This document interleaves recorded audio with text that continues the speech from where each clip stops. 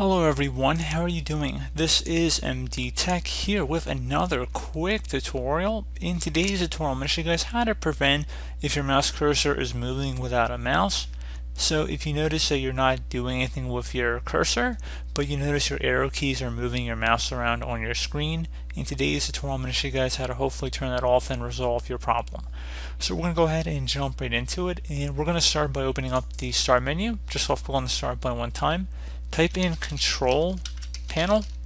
Best match to go back with control panel right above app. So go ahead and left click on that. Set your view by to large icons and then select ease of access center. So now you want to go scroll down to near the bottom where it says make the mouse easier to use. Go ahead and left click on that. If where it says turn on mouse keys is checkmarked in here, you want to uncheck it and then select apply and OK.